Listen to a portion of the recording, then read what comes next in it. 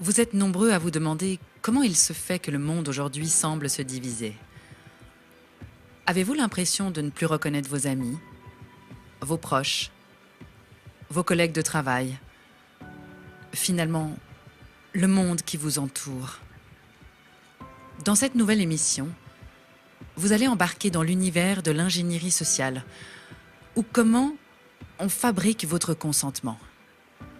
J'ai demandé à Philippe Bobola, physicien, biologiste, anthropologue et psychanalyste, de nous embarquer dans un voyage en plusieurs épisodes. Le but du voyage ? Comprendre d'où viennent nos comportements d'aujourd'hui. Votre mode d'emploi, le connaissez-vous ? Le train est prêt à partir et vous emmènera à travers 10 étapes fondamentales à comprendre sur une personne que vous ne connaissez peut-être pas si bien que ça. Vous. Alors les amis, comment vous a-t-on distrait ? Et si finalement, le monde était sous hypnose ? Bienvenue dans l'ingénierie sociale. Deuxièmement, créer un problème pour mieux le résoudre. Connaissez-vous Naomi Klein ? Elle a écrit La stratégie du choc. Vous voulez un exemple ? Rien de plus simple. On laisse monter l'insécurité pour mieux régler le problème. On laisse les choses s'envenimer et si possible, on met un peu d'huile sur le feu. Quoi de mieux qu'un bon gros problème pour arriver ensuite comme un sauveur ? Bon, c'est évidemment possible avec une crise économique. Vous saccagez l'économie de votre pays.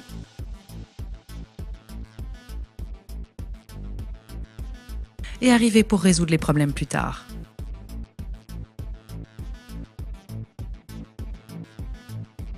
Pourquoi pas finalement un revenu universel à 800 € par exemple ? On crée la pénurie de travail pour vendre le revenu universel dans l'esprit des gens. Pas mal, non ? Ce que vous devez savoir sur l'être humain, c'est qu'il a 4 grands fantasmes fondamentaux archétypaux. Premièrement, l'intérêt matériel immédiat. Deuxièmement, la peur. Il a fortement besoin de sécurité et de normes. Troisièmement, l'érotisation. Quatrièmement, l'agressivité. Surtout, nous noterons la peur et l'érotisation. D'ailleurs, à ce propos, savez-vous ce qu'est le tititainment ?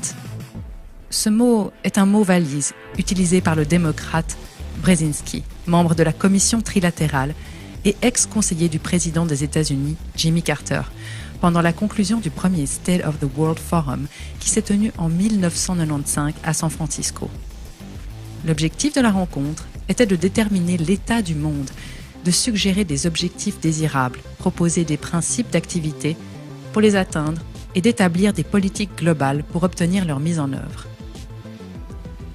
Les 500 hommes politiques, leaders économiques et scientifiques de premier plan réunis, parmi lesquels Mikhaïl Gorbatchev, George Bush père, Margaret Thatcher, Bill Gates, Ted Turner, sont arrivés à la conclusion que, dans le siècle à venir, 2/10 de la population active suffirait à maintenir l'activité de l'économie mondiale. Le problème se poserait alors sur la manière de gouverner 80% de la population restante, superflue dans la logique libérale, ne disposant pas de travail ni d'occasion d'aucun type, ce qui nourrira une frustration croissante. C'est ici qu'est entré en jeu le concept proposé par Brzezinski, qui a proposé le tititainment, un mélange d'aliments physiques et psychologiques qui endormirait les masses et contrôlerait leur frustration et leurs protestations prévisibles. Le même Brzezinski explique l'origine du terme tititainment, comme une combinaison des mots anglais tit, qui veut dire sain, et entertainment, ou divertissement. Finalement, on vous a donné à téter, tranquillement assis sur votre canapé, et pendant qu'on vous endormait, on a préparé ce qui est en train d'arriver. Au final, on trouve un moyen idéal pour inhiber la critique politique. Et voici comment arrive l'omniprésence de divertissements abrutissants et la satisfaction suffisante des besoins primaires humains. Bonjour les amis, bienvenue dans ce deuxième épisode avec Philippe Bobola. Bienvenue Philippe. Bonjour Emma. Bon, je vous sens en super forme et ça tombe bien, les amis, vous avez été nombreux à manifester votre joie de cette nouvelle émission qui va s'articuler en plusieurs points. Aujourd'hui, on va parler de cette fameuse stratégie du choc, on va parler de la réaction à un choc, du stress, de la psychologie du stress, on va parler aussi de comment on crée un problème pour mieux le résoudre. Philippe va nous évoquer aussi ce qu'est le tititainment, les 4 fantasmes archétypaux.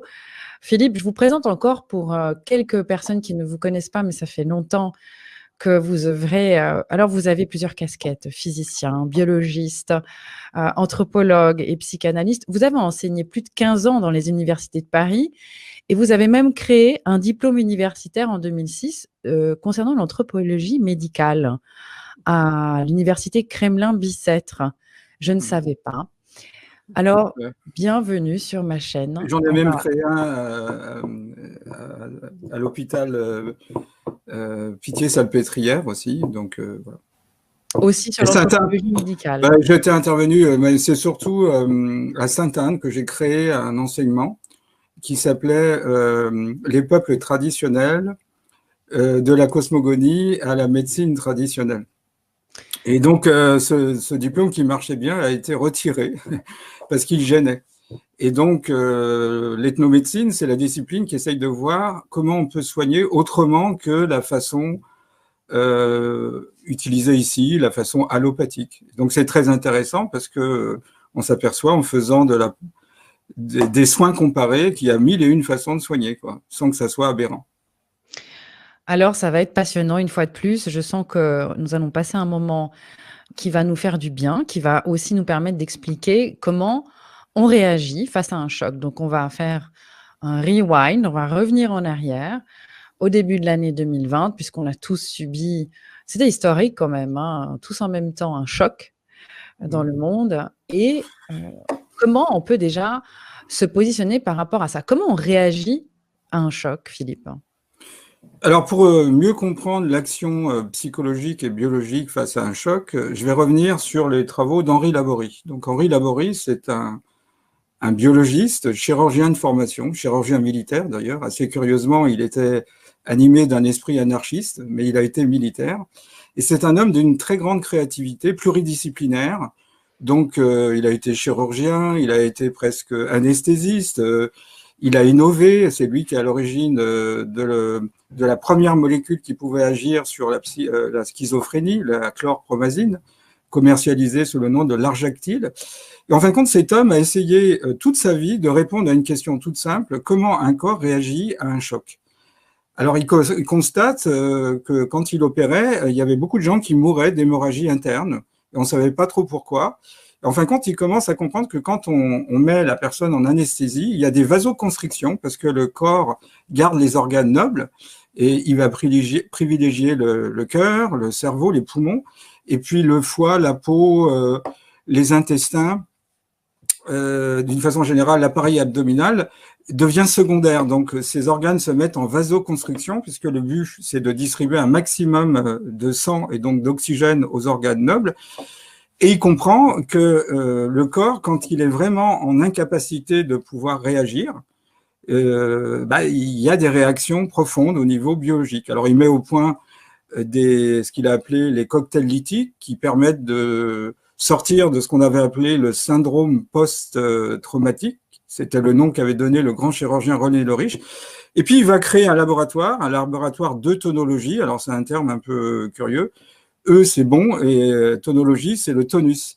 Et il va essayer de comprendre comment un organisme réagit à un choc chirurgical, à une anesthésie. Il va essayer de comprendre comment un organisme réagit à un choc physique et un choc psychologique. Alors, pour comprendre son concept clé qui est l'inhibition de l'action, on va revenir à une approche comportementaliste. Alors, imaginons une cage avec 2 compartiments et au milieu, une porte. La porte peut être ouverte ou fermée. À l'intérieur de ce dispositif, on met un animal de laboratoire, une petite souris blanche. L'animal est convenablement nourri, hydraté, l'animalier va même caresser l'animal, mais pendant 7 jours, et d'une façon totalement aléatoire, l'animal va recevoir 7 minutes par jour des décharges électriques. Alors, c'est douloureux pour l'animal. Et on regarde comment il va réagir. Alors, dans les 3 premiers jours, l'animalier doit se méfier parce que l'animal change véritablement sa personnalité, si je puis dire. Il peut être très agressif. Puis, au-delà de 3 jours, c'est comme si l'animal était résigné. On le voit dans un coin de la cage. Il est dans un état d'asthénie, fatigué, dépressif, il dort mal. Il est toujours en tension parce qu'il attend la prochaine douleur, mais il ne sait jamais quand est-ce qu'elle va arriver. Alors, ça rappellera un certain nombre de choses à nos auditeurs. Quand il y a des annonces gouvernementales, on ne sait jamais ce qui va se passer. Vous voyez, on est là en tension. Et ça, c'est vraiment typique de l'inhibition de l'action. Alors, au bout d'un certain temps, l'animal, dans un tel état de tension, va développer des troubles du comportement. On constate qu'il peut avoir des ulcères à l'estomac. Et en fin de compte, si la situation perdure, il y a 2 grandes familles de pathologies qui émergent, c'est les pathologies cardiovasculaires et les pathologies liées à la défense immunitaire. Soit une baisse de la défense immunitaire, on verra pourquoi, soit carrément une modification de la qualité de la défense immunitaire, c'est les maladies auto-immunes. Alors, si l'animal, après chaque décharge électrique délivrée dans les mêmes conditions que la première situation, il peut aller se réfugier dans le deuxième compartiment, on peut lui faire subir ces décharges toute sa vie. Le fait qu'il puisse aller du premier compartiment où le plancher est électrifié pour aller se réfugier dans le deuxième compartiment où il n'y a plus de décharge électrique, et ben l'animal n'a aucun trouble du comportement ni problème physiologique parce qu'il a pu agir. Dans la première situation, on était en inhibition de l'action, là on est en activation de l'action. Maintenant, si la porte est toujours fermée et on met 2 animaux, 2 souris, il y en a une qui sera dominée et l'autre qui sera dominante. Donc, seule la dominée est en inhibition de l'action avec les troubles du comportement décrits dans la première situation, alors que la souris dominante, elle a pu agresser la souris dominée. Donc, la souris dominée, elle a un double problème, si je puis dire. D'une part, elle est en train d'attendre les décharges électriques, elle ne sait jamais quand est-ce qu'elles vont arriver, associées à la douleur. Et puis, il y a l'agressivité de la souris dominante qui peut la mordre à n'importe quel moment sans qu'elle puisse se préparer. Maintenant, si la porte est fermée et qu'on met une petite roue de laboratoire, l'animal peut la faire tourner. Bien que cette petite roue ne résolve pas son problème, il a pu agir, même si c'est illusoire, il a fait tourner, après chaque décharge électrique, la petite roue. Enfin, si on fait subir un électrochoc convulsivant avec perte de conscience à l'animal, ben c'est comme si l'animal découvrait à chaque décharge électrique à nouveau cette sensation inconnue. Alors que dans les autres situations, il a mémorisé. Et donc, c'est le fait d'avoir mémorisé qu'il met en tension et il redoute qu'à nouveau, une douleur arrive sans savoir, puisque c'est délivré d'une façon aléatoire, quand est-ce qu'elle va arriver. Alors, qu'est-ce qu'on peut déduire de toutes ces expériences? Bon, on peut déduire qu'un cerveau, avant d'être fait pour penser, c'est fait pour agir. Et donc, dans le monde animalier, il y a 2 options. Soit l'agression, c'est ce qui se passe dans la 3e situation où la souris dominante agresse la souris dominée. Soit la fuite, c'est ce qui se passe dans la 2e situation. Lorsqu'un animal ne peut ni fuir ni agresser, ben, il n'a qu'une seule solution, c'est d'essayer, face à un danger, de se camoufler, de se cacher. Même, il y a des animaux qui font semblant d'être morts. Il y a même des stratégies, on dégage des odeurs horribles, de façon à ce que l'animal prédateur soit découragé d'aller manger l'animal, puisqu'on a l'impression que l'animal est en décomposition.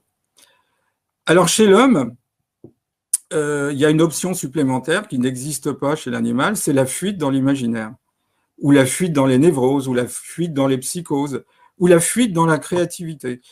Et en fin de compte, on s'aperçoit que les grands créatifs, je pense en particulier à Van Gogh, si vous regardez un peu l'histoire de sa vie, c'est quelqu'un qui est mal dans sa société, il peut ni fuir ni agresser, donc dans une première partie de sa vie, il marche beaucoup, et puis à un moment donné, il s'aperçoit que la fuite dans l'espace il finit à Auvers-sur-Oise, c'est pas la solution, il va se suicider. Alors, beaucoup de grands créatifs n'ont pas été jusqu'au suicide, hein, ils ont été très créatifs, c'est une façon de fuir. Alors, qu'est-ce qui se passe actuellement? On est vraiment dans une situation d'inhibition de l'action. Confinement, couvre-feu, les gens ont l'impression de ne pas pouvoir fuir, aller où? Et agresser qui? Et donc, si on revient à la première situation, la petite souris, comme elle ne peut pas agresser une autre souris, elle va déclencher une agressivité endogène, c'est-à-dire qu'elle va s'auto-agresser.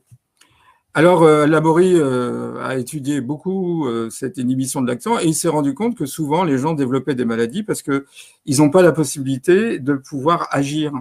Alors, on peut avoir des blocages dans sa vie familiale, dans sa vie professionnelle. Là, on a un blocage mondial. Et c'est le pire que puisse éprouver un cerveau quand il peut ni fuir ni agresser. Il va s'auto-agresser, c'est une option, ou fuir dans l'imaginaire. Et donc, à ce moment-là, il peut fuir dans les idéologies, il peut fuir dans la naïveté, c'est une façon d'échapper à la situation. Donc, on va croire au narratif du gouvernement, parce qu'on s'accroche mordicus à ce qui est dit, sinon on retombe sur l'inhibition de l'action. Alors, qu'est-ce qui se passe au niveau biologique? Au niveau biologique, quand on est en inhibition de l'action, il y a une cascade de réactions qui vont stimuler les glandes cortico-surrénales, qui vont libérer une famille de molécules qu'on appelle les glucocorticoïdes, dont la plus célèbre est le cortisol. Et cette molécule abaisse la défense immunitaire. Philippe, donc, est-ce que le cortisol, c'est cette fameuse molécule qui crée le burn-out? Oui.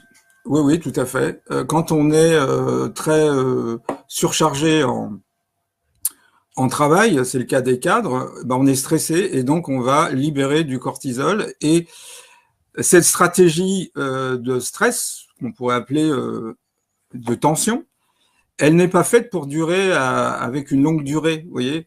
C'est une stratégie de courte durée. Mais quand elle s'installe semaine après semaine, mois après mois, voire année après année, eh bien, ça crée du dégât. Alors, on va prendre un exemple un peu caricatural. Vous avez un employé, il est soumis à un supérieur un peu tyrannique. Qu'est-ce qu'il a comme solution? Soit il l'agresse, mais il perd son travail, soit il donne sa démission, mais il perd aussi son travail. Donc souvent, les gens, pour des raisons évidentes de conservation de leur boulot, parce qu'ils ont une famille, ils vont finalement accepter l'inacceptable. Et donc leur organisme, au bout d'un moment, n'en peut plus. Donc le cortisol a plein d'actions sur le corps. Quand vous êtes stressé, vous déclenchez à peu près 1400 réactions, 30 hormones. Et donc, on pourrait dire qu'il y a une baisse de la défense immunitaire. Il peut y avoir une modification qualitative de la défense immunitaire. Ça augmente la prévalence des maladies auto-immunes. Ça allonge de 9 jours la cicatrisation. Vous avez moins de réactions inflammatoires, qui est un dispositif pour combattre les infections.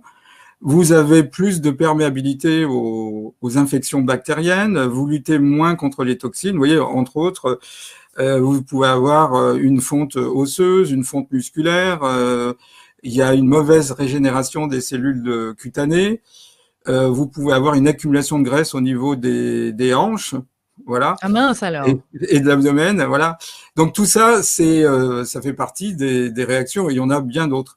Mais surtout, ce qui est intéressant, c'est de voir que quand vous êtes dans un tel état d'inhibition de l'action, ça va agir aussi sur deux structures du cerveau qui sont quand même très importantes, l'amygdale et l'hippocampe. Et ces deux structures sont, entre guillemets, utilisées par le cerveau pour mémoriser.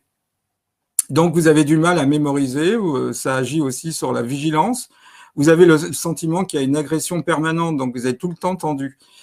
Alors, on s'est rendu compte que ces deux organes, ces deux neuro-organes peuvent être hypertrophiés ou au contraire développés. C'est le cas, on cite souvent des chauffeurs de taxis londoniens, vous voyez, les taxis noirs, ils passent un examen très difficile et ils peuvent demander une course avec 2 ou 3 fois le prix d'un taxi normal parce que ce sont comme des guides qui sont capables de donner l'historique de Londres. Alors, ils doivent connaître les rues par cœur, ils doivent connaître l'histoire de Londres. Et effectivement, ils s'y préparent. Et on dit qu'il faut en moyenne 15 à 20 heures par semaine pendant 3 ans pour passer l'examen. Et c'est de la pure mémoire. Et quand on a regardé par imagerie médicale, on a vu que leur hippocampe était beaucoup plus développé. Alors, ce qui se passe actuellement, on est dans un milieu extrême, comme on dit, extrémophile. Les gens sont en inhibition de l'action. Et vous voyez, qu'est-ce que ça a comme conséquence? La baisse de la défense immunitaire. Donc, une fragilité vis-à-vis de la Covid-19, du SARS-CoV-2. Ensuite, il y a une atrophie de l'amygdale et l'hippocampe, c'est-à-dire on mémorise avec difficulté. on a du mal, au bout d'un moment, ça agit au niveau des lobes préfrontaux, à avoir du discernement, si la situation perdure et se prolonge. Et donc, c'est ça que les gens ressentent, et puis ça met l'organisme en tension, alors ça perturbe aussi le sommeil, parce que l'inhibition de l'action perturbe la synthèse des protéines qui est indispensable pour pouvoir rêver, pour pouvoir mémoriser. Donc tout ça amène l'individu à être fragilisé. Il réagit moins avec tonicité et intelligence vis-à-vis de l'environnement. Alors vous voyez que pour mettre les gens en inhibition de l'action, il y a plein de stratégies possibles. Naomi Klein, qui est une journaliste, a écrit un livre, La stratégie du choc. En fin de compte, ça vient de Milton Friedman, un prix Nobel d'économie, qui résumait la situation. Il disait seul un choc réel ou imaginaire peut provoquer des changements. Alors cette situation, on la retrouve. Jean Monnet disait les gens n'acceptent le changement que dans la nécessité, et ils ne voient la nécessité que dans l'urgence.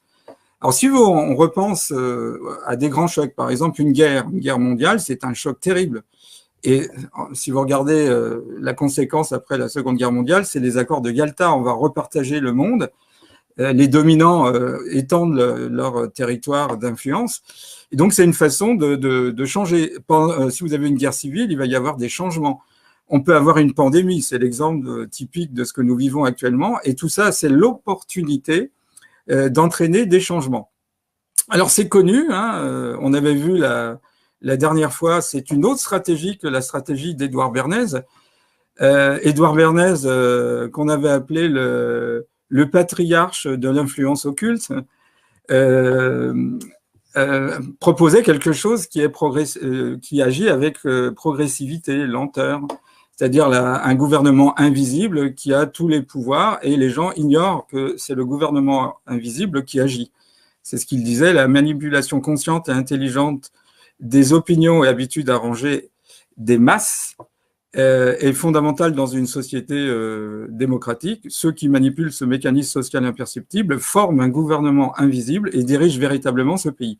Là, c'est une autre stratégie, c'est-à-dire, c'est ce que Hitler appelait Blitzkrieg, c'est-à-dire on donne un coup de pied dans la fourmilière et à ce moment-là, les gens se mettent dans un état de psychologie de stress, ils sont en inhibition de l'action et à ce moment-là, on peut proposer des choses qu'on ne pourrait pas proposer en dehors d'une société équilibrée. Et puis surtout, les gens, ils sont tellement stressés qu'ils ne savent plus, quoi. Alors effectivement, ils vont avoir des stratégies, souvent qui peuvent être archétypales, c'est ce qu'on verra avec le sentiment océanique.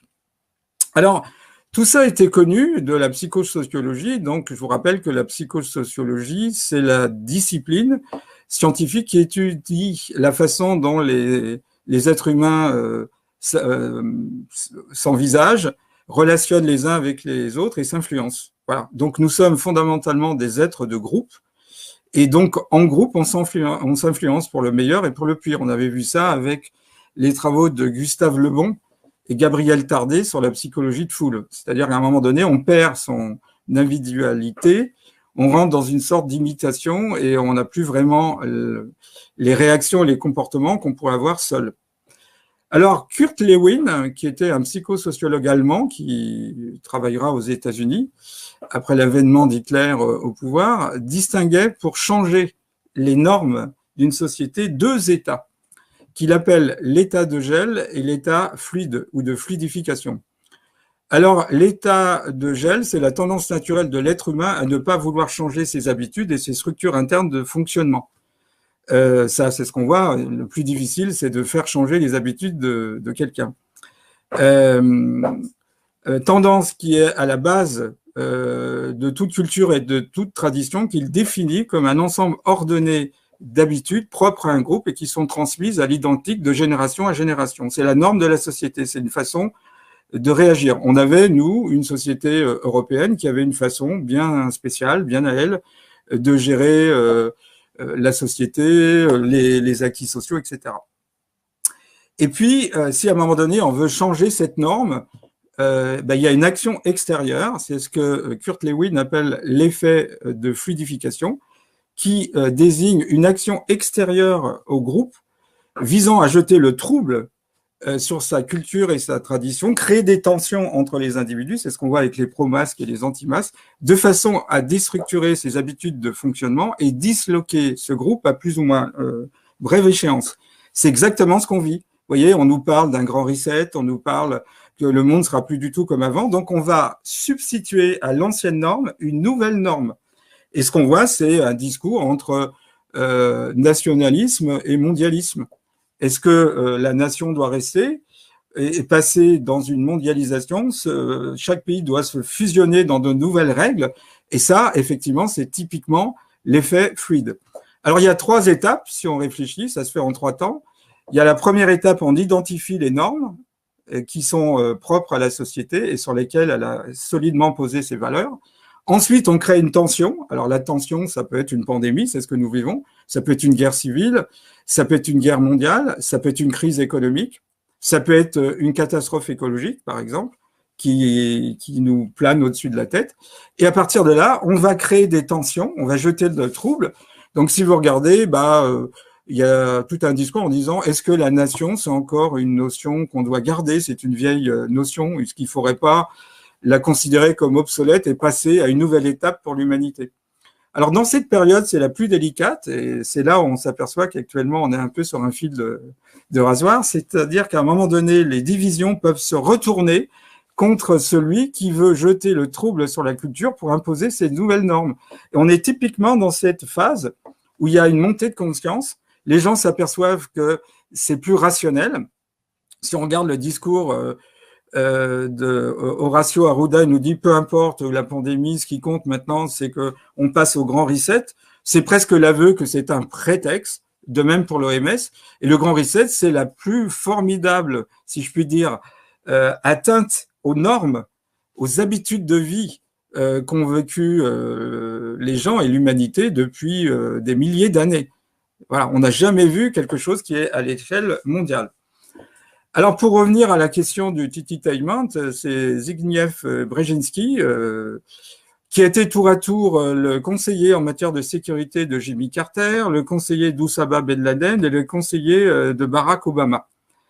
Alors, ce brave monsieur est un spécialiste dans l'art d'imposer de nouvelles normes et de manipuler les foules. Alors, Titi, c'est des ça, en argot américain, et entertainment, c'est de la distraction. C'est la vieille stratégie qu'avait déjà utilisé l'Empire romain, Panène et Circenses, du pain et des jeux. Donc, il considère que les gens ont besoin de retrouver ce sentiment océanique qui est un sentiment archétypal que le psychanalyste Otto Rank appelle d'astrotraumas, le traumatisme de la naissance. On passe d'un environnement sécurisant, chaud, humide, où on n'a pas à se soucier de sa nourriture, à quelque chose où on doit se prendre en main progressivement en grandissant, et on a toujours en nous cette espèce de pulsion archétypale qui nous amène à préférer un sentiment océanique, on n'a rien à faire. Donc le but, c'est d'imposer un État-providence de type socialiste où on s'occupe de tout, mais le prix à payer, c'est de nous priver de nos libertés. Et donc, en fait, Philippe, quand vous parlez dans votre conférence récente de cette partie-là du sentiment océanique, vous parlez d'un postulat qui dit que le gouvernement ne peut pas nous vouloir du mal et qu'on est comme dans une régression.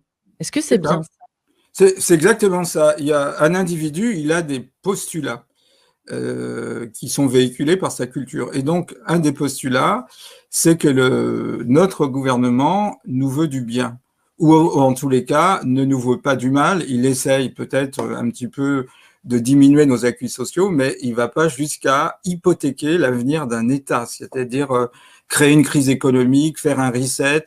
Et vous voyez bien que qu'est-ce qui est en train de se passer si on fouille un petit peu. Une culture, qu'est-ce que c'est? Un pays, sa culture est faite par sa littérature, par son histoire, par ses philosophes, par ses artistes, d'accord? Par son cinéma, par son théâtre. Et en particulier, la France, elle est connue dans le monde entier par sa littérature, ses intellectuels. Qu'est-ce qu'on a attaqué? On a attaqué les théâtres, les cinémas qui sont fermés, et puis un autre élément de l'identité culturelle, c'est la nourriture. Vous voyez ce que je veux dire? Il y a bien une façon russe de manger, une façon italienne, une façon autrichienne. Bon. Et donc, si on ferme les restaurants et si on ferme les théâtres, les cinémas, toute l'activité culturelle, eh ben, on atteinte à la culture. Et c'est le but. Ensuite, vous voyez bien que, en gros, pour arriver vraiment à mettre le pays à genoux, il faut 3 ou 4 confinements. Bah, à partir de là, si vous avez 3 ou 4 confinements, bah, l'économie, elle peut pas s'en relever, d'autant plus qu'on va emprunter. En empruntant, bah, c'est le système de la dette, des intérêts. Et plus vous allez prolonger un confinement, plus il y aura de dettes et plus effectivement le pays va s'enfoncer. Alors, Quand vous parliez tout à l'heure du tititainment sur lequel on va arriver gentiment, heu, vous dites également que le revenu universel est une sorte de tititainment. En c'est fait, ça. vous séparez en 3 parties. D'abord le choc, ensuite la crise économique, la pénurie de travail et au bout du compte, le revenu universel qui pour vous est une sorte de tititainment. Est-ce que vous pouvez expliquer aux personnes ce que ça veut dire pour vous ça? Ben, ça veut dire que c'est la tétée, c'est-à-dire que les gens, on crée un problème. C'est ça le deuxième point, on crée un problème. Par exemple, on crée une crise économique. Et donc, les gens ont une certaine angoisse. Ils sont tous en train de se dire, est-ce que je vais pouvoir rebondir quand on sera sorti du confinement? Est-ce que je vais pouvoir conserver mon travail? Est-ce que je vais avoir, etc., etc. Et donc, le fait d'avoir un revenu universel, c'est comme si on avait une tétée, comme on était petit. On n'avait pas à se soucier de notre nourriture. Le sein de notre mère, à l'époque où ça se faisait encore, ça se fait de moins en moins, bah, nous apportait la nourriture. Donc, c'est vraiment assister les gens. Mais sauf que quand vous avez un revenu universel, on inverse la situation, c'est-à-dire on l'oublie, mais nos gouvernements sont payés par nos impôts. Ils sont redevables de l'équilibre du pays. On les a élus à partir de nos impôts et on leur donne la bourse, entre guillemets, pour qu'ils fassent au mieux. Mais si c'est le gouvernement qui vous paye avec un revenu universel, il aura des exigences et on aura des obligations. Par exemple, on pourra nous obliger à nous vacciner. Vaccination obligatoire, sinon vous n'avez pas de revenus. Et comme en même temps, ils veulent supprimer l'argent et ils veulent faire en sorte qu'on soit totalement soumis à la toute-puissance de l'État, bah, il n'y a pas d'autre solution que d'accepter la situation. Et donc, si on a un minimum vital, eh bien, on acceptera mieux la situation. Ça se voit dans beaucoup de pays, je ne vais pas en citer, mais j'ai vu des régions très pauvres, notamment au Maroc, où les gens ont le minimum vital, c'est-à-dire on leur assure l'eau potable, le sac de riz, on va leur assurer le chauffage pour l'hiver, mais c'est tout. Ils sont juste sortis au-dessus de la pauvreté. Et donc, si vous regardez le World Forum économique, on ne va pas aborder ce problème ici, mais c'est exactement ce qui est décidé, quoi. Plus de travail possible. Donc, la majorité des gens seront mis au revenu universel et à partir de là, bah, ça aura des conséquences. Vous voyez, ça fait des années que le gouvernement profond rêve d'avoir un État mondial de providence de type socialiste où il s'occupe de tout. On pourrait résumer ça, dormez, on s'occupe de tout. Et donc, le tititainment, c'est exactement ça, c'est-à-dire prendre appui sur cette pulsion archétypale que nous avons tous en nous. On a connu une période pendant 9 mois, on n'avait pas à se soucier, on était dans un milieu sécurisé, le ventre de notre mère douillait, où la nourriture arrivait, on n'avait pas à se soucier de quoi que ce soit. Et donc, ça serait à peu près ça. Mais le prix à payer, c'est la mort. Et donc, on voit bien, quand on fait une étude de la façon dont on a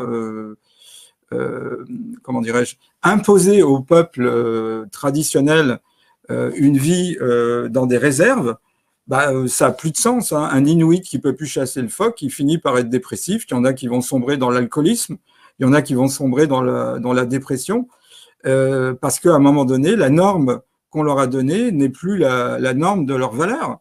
Et donc, soit ils se fondent dans la modernité et ils perdent leur identité culturelle, soit ils résistent, mais le prix à payer est souvent très très fort. Alors, tous les peuples traditionnels ne sont pas dans un état dépressif, mais un certain nombre de peuples le sont. Donc, parce qu'on les a mis d'une certaine façon en réserve, quoi. Et puis surtout, on leur a fait croire que leur culture était inutile, qu'ils étaient l'enfance de l'humanité, que maintenant il fallait passer à un stade supérieur et que le stade supérieur les amenait à devoir rentrer dans les normes de la société dite moderne.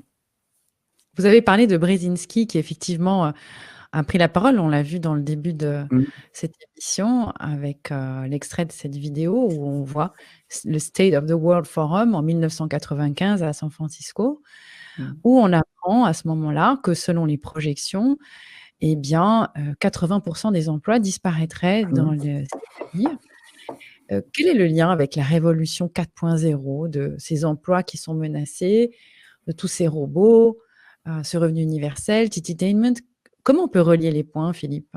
Les points sont les suivants, c'est-à-dire que la révolution 4.0 sera une révolution où les robots vont remplacer l'homme. Donc beaucoup d'emplois vont disparaître. Par exemple, on sait actuellement que des robots sont capables de ranger les livres dans une bibliothèque. Donc le métier de bibliothécaire va disparaître. Le robot pourra ranger un livre de mathématiques dans un rayon de mathématiques, un livre de psychologie dans un rayon de psychologie. Maintenant, moi j'ai discuté avec des gens qui envisagent l'avenir de la médecine, c'est qu'on va avoir de moins en moins de médecins. Vous serez chez vous, vous allez vous connecter sur un logiciel. Il y aura probablement des capteurs qui permettront au logiciel de mesurer votre tension, votre rythme cardiaque, etc. Vous allez donner vos symptômes. Et à ce moment-là, on vous dira, vous avez tant de probabilités de développer telle ou telle maladie. Mais maintenant, si vous voulez acheter des médicaments, vous n'êtes pas obligé d'avoir une pharmacie, puisque le robot est capable d'aller chercher les médicaments, comme le fait un robot dans une bibliothèque. Donc, suppression des pharmacies. Et puis, à la limite, on n'a pas besoin de livreur, un drone viendra vous livrer. Donc, généralement, quand on veut imposer quelque chose comme ça, on met toujours en avant le côté positif. Et vous savez très bien, et les auditeurs aussi, qu'une technologie est toujours Janus. Elle a un côté positif et un côté négatif. Alors les gens vont se dire, oui, mais quand même, pour aller chez un médecin, avant, on devait attendre l'ouverture de son cabinet, 8h30, 9h. Bon, ce médecin finissait sa consultation au niveau de 19h. Moi, si je suis malade à 2h du matin, je peux me connecter à un ordinateur et j'aurai une réponse, au lieu d'attendre le lendemain matin. Puis les médecins viennent de moins en moins chez nous, donc c'est comme si j'avais le médecin chez moi, quoi. Et on pourrait multiplier. Le professeur d'université, ça va disparaître. Moi, je peux vous faire un scénario en disant, finalement, on a fait une étude, il faut toujours un prétexte, hein, et l'allure physique du professeur joue un grand rôle. Donc, vous allez vous inscrire dans une université, vous allez choisir si vous voulez un professeur homme, un professeur femme, si vous le voulez jeune, avec des tempes grises ou les cheveux bien noirs, avec un accent amusant, canadien, pourquoi pas, ou pas, et puis vous allez suivre un cours, donc il n'y a plus vraiment besoin d'aller à l'université, et on pourrait multiplier. Conseiller financier, on sait que c'est appelé à disparaître. Regardez, les caissières sont en train de disparaître, c'est nous qui allons si on va dans un hypermarché, qui pesons et qui payons pour nos aliments, quoi. Donc on n'a plus un facteur humain qui intervient. Et on pourrait les jeunes maintenant qui ne vont plus à l'université depuis un certain nombre de mois ont pris l'habitude aussi de suivre leurs cours à distance avec ce système-là. Ils suivent leurs cours à distance, mais il y a un facteur humain qu'on enlève, c'est-à-dire c'est la distanciation. Vous voyez, ce qu'on veut, c'est que chacun soit chez soi, ça revient au sentiment insoanique, comme on était seul dans le ventre de notre mère, ou à deux, s'il y avait un jumeau avec nous, mais en moyenne, c'est ce sentiment océanique. Alors, ce sentiment océanique, c'est Shackleton, qui avait écrit en 1930 un ouvrage étonnamment prophétique, Le viol des foules par la propagande politique. Et très formé par la psychanalyse et influencé par la psychanalyse, il distingue 4 pulsions primaires, si je puis dire. La première, c'est l'agressivité. La deuxième, c'est l'intérêt matériel immédiat. La troisième, c'est l'attrait pour le sexuel d'une façon générale. Et le quatrième, c'est le besoin de sécurité de normes. Ça fait pas, on avait vu ça la dernière fois. C'est le besoin de tout individu d'avoir une sécurité. Alors la publicité, quand on dit que c'est glamour, c'est sexy, donc elle a tout à fait vu l'intérêt matériel immédiat. N'importe qui vous dira, vous faites une conférence, vous avez des livres à vendre, les gens sont prêts à l'acheter. 2 jours après, ils sont passés à autre chose. Donc, il y a l'intérêt matériel immédiat. Je veux ça, mais tout de suite, c'est une impulsion. Et puis, le côté attrait sexuel. Et donc, on a fait des tas d'études. On s'est rendu compte qu'une poupée, si elle avait des signes extérieurs sexuels, ça marchait mieux. Là, on est plutôt dans l'agressivité et la peur. Vous voyez, les gens deviennent agressifs et puis ils ont besoin de cette sécurité, de ces normes. Et donc, tout ça fait qu'un individu, dans l'option en termes d'inhibition de l'action qu'il va prendre, il va soit choisir la norme parce qu'il a besoin de ça, et la norme, ça sera le gouvernement. D'autres qui ont plus un esprit libertaire vont dire, mais non, ça va pas, le gouvernement n'est plus le garant de notre sécurité, et je ne veux pas rentrer dans cette norme. D'autres vont rentrer totalement dans un état de peur, et donc ils seront paralysés. D'autres vont se réfugier dans des idéologies. Voilà, chacun va avoir une option qui lui est propre. Et puis, il y a des gens qui, dans ces situations, vont faire preuve d'une incroyable créativité. Hein. Voilà. On a tous une inhibition de l'action, mais elle commence à être un petit peu déplacée par le transhumanisme. C'est la mort, on ne peut pas y échapper. Pierre Auger disait l'hémisphère gauche envisage la mort, le paléocéphale n'y croit pas, quant à l'hémisphère droit, il ne sait même pas ce que c'est. Donc parler de la mort, c'est quelque chose d'abstrait. Vous voyez ce que je veux dire? Quand on met sur un paquet de cigarettes fumé dessus et qu'on a 20 ans, pour quelqu'un qui a 20 ans, la mort, c'est lointain. Par contre, quand vous approchez les rives de la mort, ça n'a plus du tout la même importance. Hein. Quelqu'un de 75 ans, il envisagera la mort différemment. Donc, c'est tout ça qui s'est mis en place et qui amène des réactions bien particulières. C'est ça l'ingénierie sociale, c'est l'ensemble de toutes les découvertes, si je puis dire, qui permettent d'influencer une population de façon à lui imposer des nouvelles normes. Vous voyez, après la guerre de 14-18, on a trouvé un consensus social, ce que les Allemands appellent le Gemeinschaftsgefühl, le sens communautaire, qui était la consommation. On est rentré dans la société de consommation. Dites-moi, Philippe, j'ai une question pour le psychanalyste que vous êtes. Depuis le mois de mars, avec le confinement et les couvre-feux, etc., à votre avis, comment auraient réagi les gens s'ils n'avaient pas eu de moyens d'avoir la télévision ou quelconque média à la maison? Oh ben, ils auraient mieux réagi parce que le but, c'est de... On s'aperçoit que ça a été étudié par l'école de Palo Alto. Quand vous avez un même discours qui est répété avec des petites variantes, bah, ça devient le narratif officiel. Donc les gens ont été, des gens les a mis dans la peur. Quand vous commencez le journal du matin par le nombre de morts, quand on n'arrête pas de vous dire que c'est grave, c'est une pandémie alors qu'elle fait 0,03% en termes de mortalité, vous êtes baigné dans cette ambiance et donc ça aurait été bien différent. J'ai l'exemple d'un voisin, son père regardait tous les jours BFM TV. Et il n'arrivait pas à détourner son père, mon voisin, de sa télé. Il a trouvé une solution drastique. Il est venu avec une masse, il a pété sa télé. Et vous savez quoi? Son père va beaucoup mieux. C'est-à-dire on se demande, est-ce qu'il y a une addiction aux mauvaises nouvelles? Pourquoi les mauvaises nouvelles font autant d'audience? Et ça, c'est pas nouveau. Qu'est-ce qui fait, justement, on parlait d'addiction, on n'arrive plus à décrocher, on est comme en état de tétanie? Oui, puis ça donne un sentiment de sécurité. Vous regardez les mauvaises nouvelles, mais vous êtes sécurisé chez vous. Vous voyez ce que je veux dire? Donc, c'est une façon de se raccrocher, même si notre vie n'est pas idéale, en disant il y a pire que nous. Vous voyez, ça, c'est le grand piège. Il y a toujours pire que nous. Mais le fait d'avoir une comparaison, ce qui a été à la base de la société capitaliste, c'est comparer les gens les uns aux autres, et les gens se comparent. D'une certaine façon, ça les rend malheureux parce que il y aura toujours des gens qui auront une vie bien meilleure que nous. Mais d'un autre côté, ça permet aussi de se rassurer par rapport à ceux qui sont pires que nous. Vous voyez, on a une espèce d'échelle verticale où on regarde en haut, ça nous fait rêver. Et c'est ce qui se passe quand les gens lisent ces magazines People où ils voient des stars dans des hôtels luxueux. Ça fait rêver. Et puis d'un autre côté, quand on regarde en dessous de nous, ça fait peur parce qu'il y a des gens qui sont sans domicile fixe. Donc, vous voyez, c'est presque une nécessité que d'instaurer des parias, des sans domicile fixe, qui nous forcent à accepter l'inacceptable par peur d'avoir une chute. Et c'est tout ça qui s'est mis en place. Et l'idée force de ce matin, c'est de comprendre que soit on a quelque chose de lent qui se met en place. Il y a un point d'ailleurs, ça s'appelle la dégradation progressive, vous voyez, ça se met en place lentement, ou on a une action à coup de bélier, subitement, c'est ce que disait Milton Friedman, une crise économique, un coup d'État, c'est ce qui est arrivé en Amérique du Sud, un coup d'État, où à ce moment-là, les gens sont mis dans des états extrêmes qui leur font peur, et à ce moment-là, ils n'ont plus la psychologie qu'ils avaient en dehors de cet état extrême. Oui, c'est tout un processus pour arriver à ce fameux j'aimerais qu'on revienne un petit peu sur cette histoire de revenu universel, parce que finalement, il y a des personnes qui pourraient trouver ça pas mal. Tout s'écroule, finalement. Bon, bah, au moins, on va avoir 800 euros, par exemple. Ben oui, mais le prix à payer, c'est que vous allez être redevable de l'État. Qu'est-ce que l'État va vous demander? Il va vous demander d'accepter leurs conditions, sinon vous n'aurez pas les 800 euros.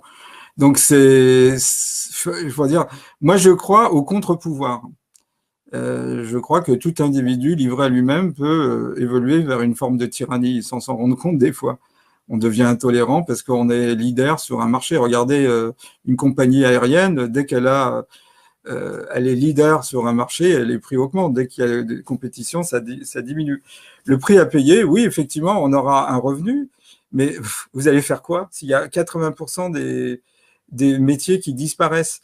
Alors, vous avez un des chantres du transhumanisme, monsieur Laurent Alexandre, qui nous dit, dans les entretiens d'embauche pour ceux qui arriveront encore à avoir des entretiens d'embauche, on vous demandera, mais qu'est-ce que vous pouvez apporter de plus par rapport à un robot ou une machine?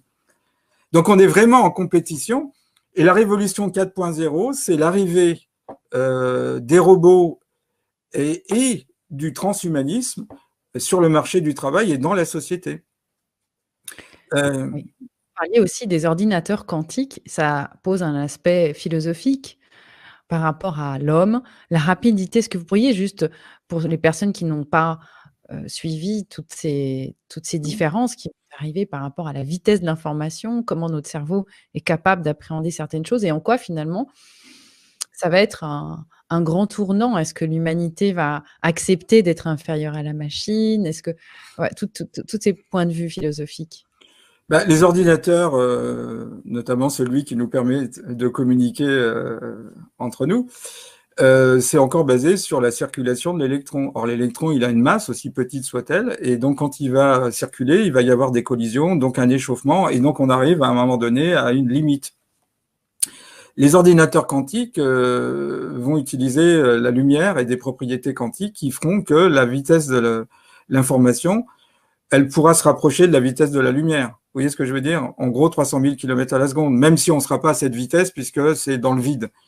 Mais la vitesse de l'influx nerveux, c'est 100 mètres par seconde. Alors, si vous faites un rapport entre une information d'un ordinateur quantique et votre influx nerveux, il y aura un rapport 3 millions.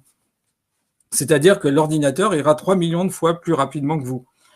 Et donc ça, c'est vraiment ce qui nous a été imposé. Ça fait partie aussi de l'ingénierie sociale. Ça nous ramène au darwinisme. Darwin, dans sa vision de l'évolution des espèces, nous dit une chose très simple, c'est-à-dire quand l'environnement change, les espèces doivent s'adapter à cet environnement nouveau. Certains y parviennent, d'autres n'y parviennent pas. Donc on a fait en sorte que le monde soit une vitesse éternellement vitesse et que les ordinateurs aillent beaucoup plus vite que nous. Mais là, l'être humain est pulvérisé et donc là, effectivement, on arrive à un carrefour. Soit l'humanité renonce à cette technologie, soit l'humanité accepte que la technologie aille plus vite qu'elle, mais un rapport 3 millions, vous voyez, on est écrasé, donc on aura un sentiment d'infériorité, ou effectivement, on revient à une information qui soit compatible avec l'humain. Parce que, par définition, plus la vitesse augmente, plus on arrive à l'explosion ou l'implosion. Vous voyez, la définition des réactifs mélangés vont exploser parce que le choc collisionnel entre les différentes molécules qui composent ce mélange va aboutir à quelque chose de détonnant.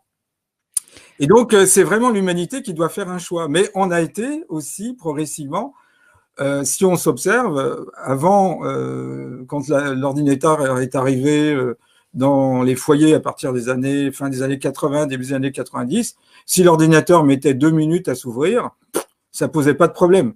Maintenant, s'il n'a pas une ouverture en quelques secondes, on s'énerve. Vous voyez, il y a une sorte d'impatience. Alors ça aussi, c'est très intéressant. C'est-à-dire qu'on coupe les gens de leur passé.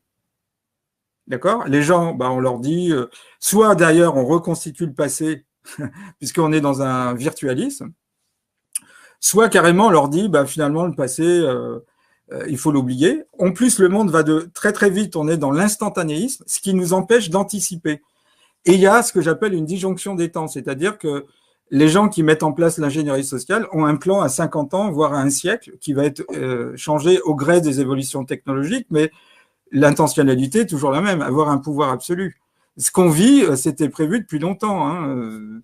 Un contrôle sur les individus, un contrôle sur les politiques nationales, internationales. Voilà. Regardez, comme le narratif est assez curieux. Moi, je suis d'une génération où il y a eu le fameux choc pétrolier, là, en 73, 74, et on nous a dit, pendant 3 mois, le prix des barils de pétrole avait augmenté, que si on était en crise économique, c'était à cause de ça. Mais quand vous réfléchissez, vous dites, pour annoncer une telle chose, faut mettre un nez rouge et dire bonjour les enfants. C'est pas possible. On a créé une crisologie. Et donc, je suis d'une génération où j'ai vu apparaître l'Agence nationale pour l'emploi, puis après qui a évolué pour l'emploi, et au bout d'un moment, il n'y a jamais eu une croissance. Donc ça aussi, c'est un problème réel. Le fait de ne plus avoir de croissance, si on réfléchit, ça veut dire que les travailleurs sont obligés d'accepter des conditions qui sont parfois inacceptables, d'où ce qu'on voit, les cadres qui sont bien payés, mais qui font des burn-out, ou voire pire, les bore-out, c'est-à-dire des gens qui n'ont plus rien à faire. Comment ça s'appelle? Le bore-out, B-O-R-E. Okay. C'est-à-dire que c'est pire quand vous êtes désœuvré. Vous voyez, et c'est ça qui va se passer. Le bore-out est plus destructeur que le burn-out.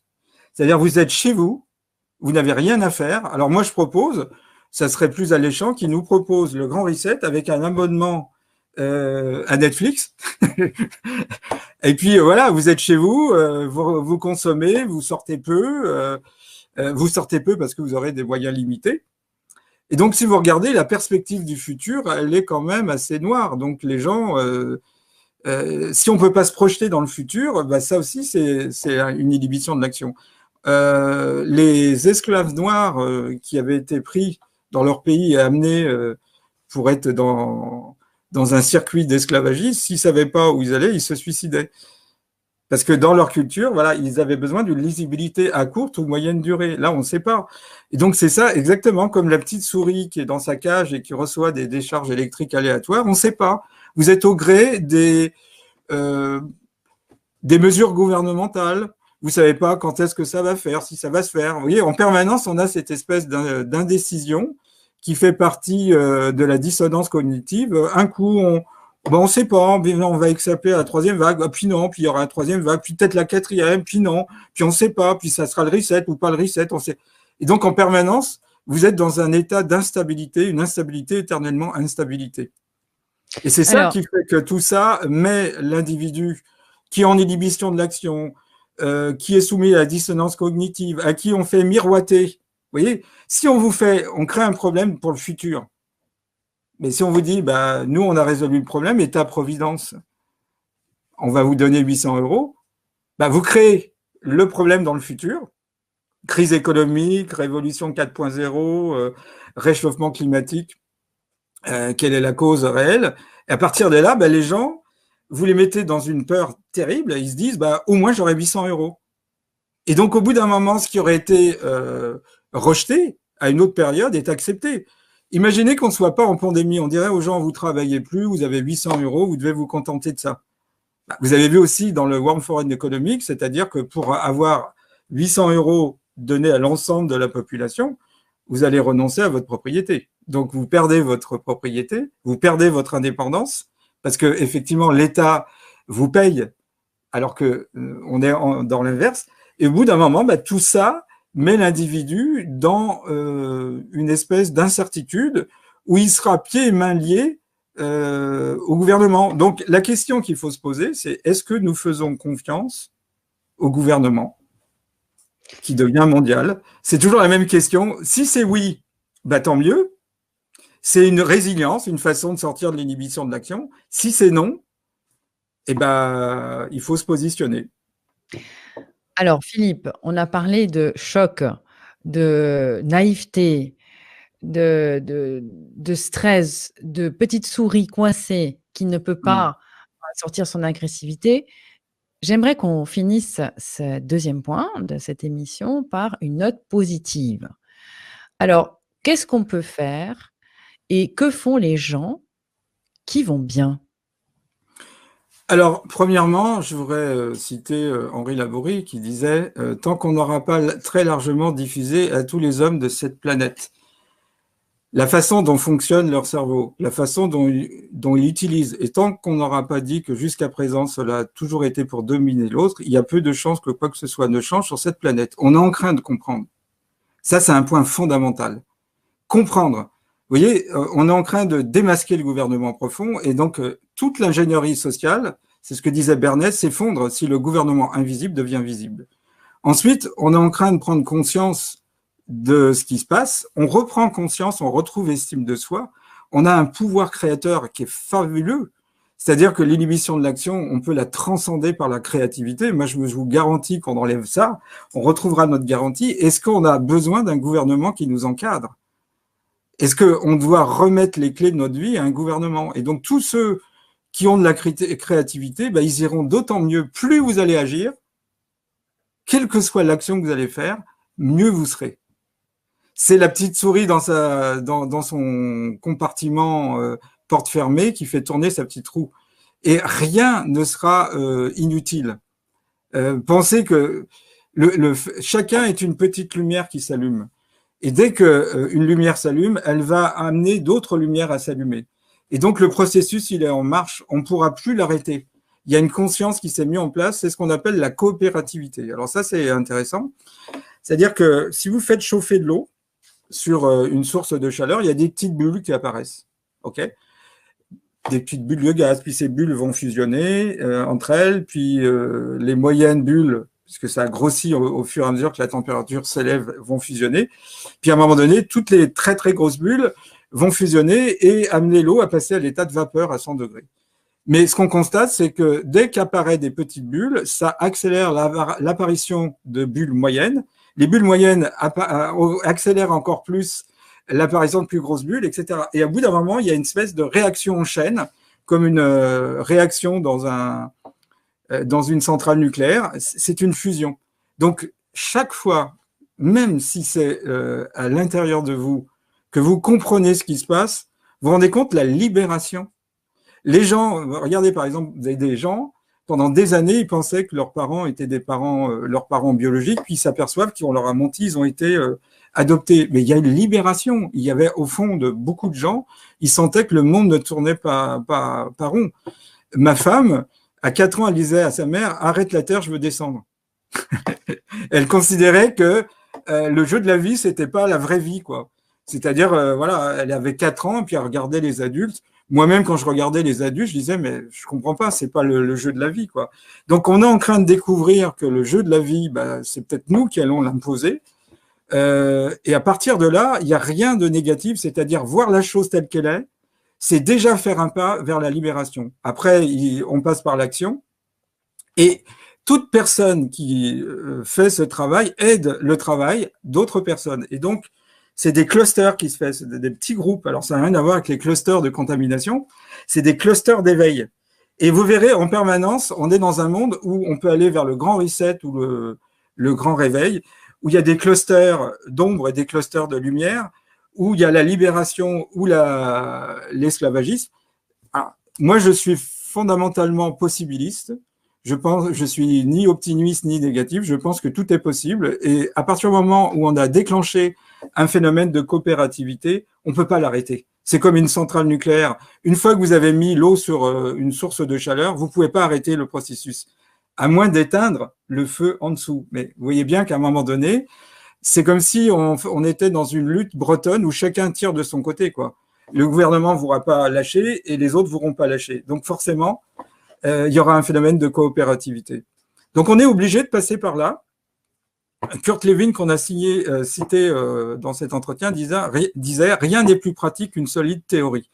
C'est-à-dire, oui, on oppose toujours théorie et expérience. Moi, je suis pragmatique. Il disait, c'est vrai qu'une théorie, quand elle est pratique, il n'y a rien de plus efficace. Donc, comprenons ce qui se passe. La compréhension libère. Et ensuite, il y a des tas de choses à faire, puisque finalement, en comprenant, on sort de l'inhibition de l'action. C'est ça qui est très important. Et après, chacun trouvera ses solutions. Il y en a qui vont faire des chaînes de décodeurs, d'autres qui vont écrire des essais, d'autres qui vont écrire des articles, d'autres qui vont en parler, etc. Il y a une réaction en chaîne qui se passe. Et cette réaction en chaîne, on ne peut pas l'arrêter. C'est pas possible. voyez bien, chaque jour, il y a des gens qui s'éveillent de plus en plus à un degré plus ou moins important. Mais ce qui compte, c'est qu'à un moment donné, on s'aperçoive que la vie, c'est pas ça, quoi. La vie peut être complètement autre, que on peut complètement reformer une société. Vous vous rendez compte tout ce qu'il y a à faire? Je pense que beaucoup de choses ont été bloquées. Je suis sûr que les jeunes générations qui sont soumises au jeunisme pourraient retrouver une créativité. Il y a des tas de choses à faire. Il y a tout à faire. Il y a tout à recommencer. C'est un nouveau fondement. Là, Philippe, les gens qui nous écoutent, ils sont debout chez eux, ils ont mis leurs chaussures, ils sont prêts à aller sauter de joie, s'aérer et se secouer. Hein. On voit beaucoup d'ailleurs les chiens après une grosse période de stress. Moi, j'ai un chien qui se secoue, mais dès qu'elle sent un petit stress. Et nous, on ne l'a pas fait. On ne l'a pas fait, ça, depuis le mois de mars. Il y a très peu de gens qui se sont secoués pour voilà, tout simplement, même physiquement, aller s'évacuer. Et je pense que là, Philippe, vous avez remonté le moral des troupes. Merci d'avoir mis le point et le doigt sur le fait que nous devons nous autoriser à nous poser des questions, à savoir que nous avons nous-mêmes la main qui allume le feu. Vous êtes capables, hein, les amis, d'allumer ces fameux feux pour activer les petites bulles.